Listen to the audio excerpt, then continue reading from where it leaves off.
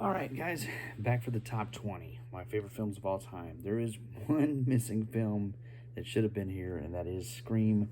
But when I was making this list, for whatever reason, I didn't include it. And I didn't realize it till I got to the top 20. I was pulling stuff out, and it's like, why isn't this here? So, but I'm not changing it. It's been many years since I've seen it. I'm getting ready to watch the Scream series for the next 3 or 4 days for the new one coming. But I'm going to go through my top 20 films of all time and share with you. All right. Number 20, The Empire Strikes Back. It's all about Hoth. Hoth is the whole reason I love this movie. It's a little darker than the first Star Wars movie. It's just a really good film. But Hoth, for me, I remember seeing this in theaters when I was a kid and loving it. Another childhood favorite, E.T., which I've watched a couple of times now since I bought this, and it continues to hold up incredibly well. Midnight Cowboy. Now watched it twice, and it stays in the top 20. It's a good film, great music, good cast. Something that I wouldn't have expected to like, but the more I watch it, the more I enjoy it. Favorite Vincent Price film of all time in this collection is The Last Man on Earth. Just a really, really good, the best adaptation of the book, hands down. I just like everything about it. And it was they say that it helped encourage the Night of the Living Dead to be made. Because they don't really seem like vampires, they seem more like zombies in the film. It's not ever really mentioned, if I remember it. But they do talk about the mirrors and them not liking garlic. So there is that vampire stuff there, but it's just a good movie. All right, for my Abbott and Costello collection. Oh, that's not good.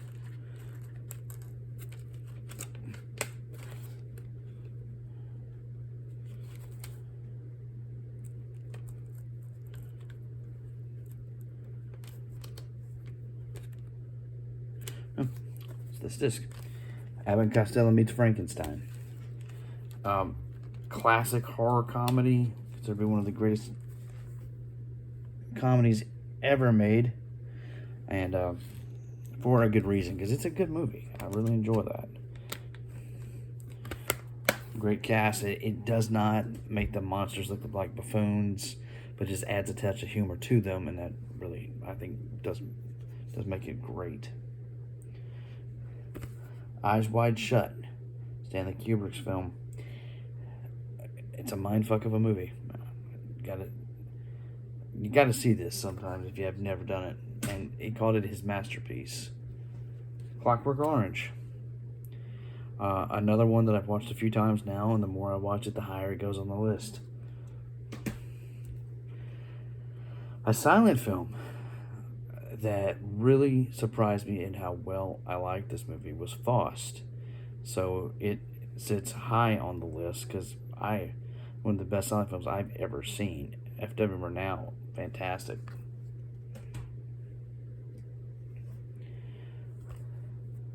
The Wizard of Oz, classic film. I've seen it so many times. I think that's why it kind of dropped down a little bit, because I've just seen it so much that I wanted to keep it in the top 20, but there's some other films I thought were a little bit more deserving.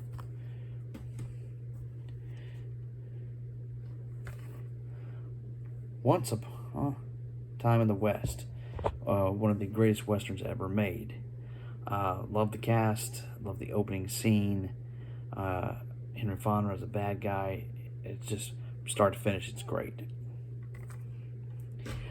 Now this is my top 10. There has been some changes in the top 10 this year. Some things have fallen out, some by accident, some by just how well they've held up, and some new entries. We'll start with this one, which will surprise a lot of people, but I just love this movie so much. This was one of my favorite horror movies as a kid, and it continues to be one of my favorite horror movies of all time, and that is Friday the 13th Part 7, The New Blood. Watched it this year at Halloween. and holds up incredibly well, and I just love the movie. Spaceballs, coming in at number 9.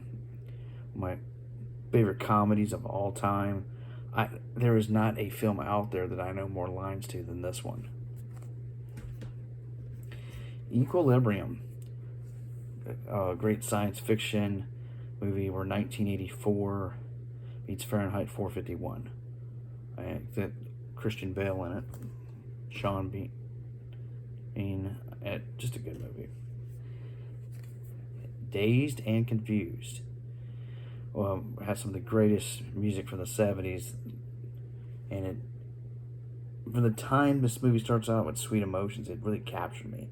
And it's just a day in the life of some kids in high school as they're getting out of high school for the end of the school year. Now, this is a new entry, and one I'm glad to own, and I got a really cool release of it. This is Commando. I think this is the greatest action movie ever made. I love this movie, without a shadow of a doubt.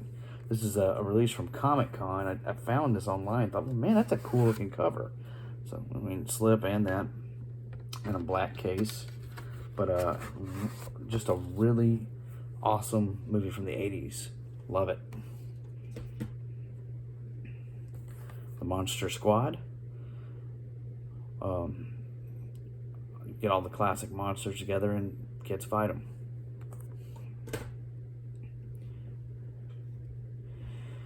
Number 4, The Maltese Falcon, Humphrey Bogart. I love Humphrey Bogart.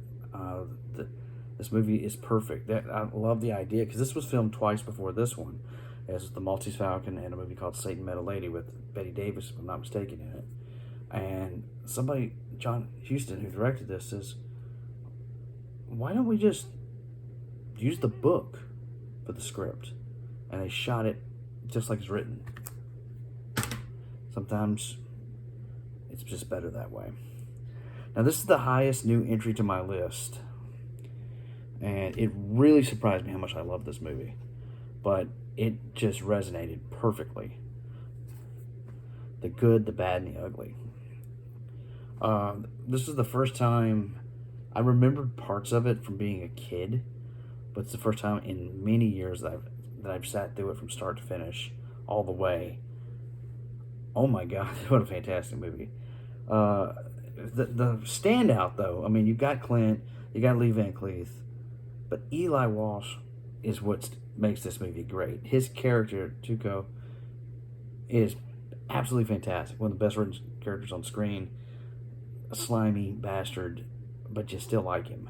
And it's just the music, the direction, fantastic movie. I love this movie. Number 2, North by Northwest, still holding its spot. Watched it again to kick off my AFI 100 list, where you could see those, where I went through all the AFI films and watched them over and over again. And a fantastic movie that holds up. And last but not least, Dracula. The movie that got me into horror movies, that got me into movies in general. Seeing it late night when I was little, it's still sitting on top of this list. All right, guys, that's it. That's my top 100 for this year. Next year I'll be back and we'll revise it and see what stays and what leaves. Take care.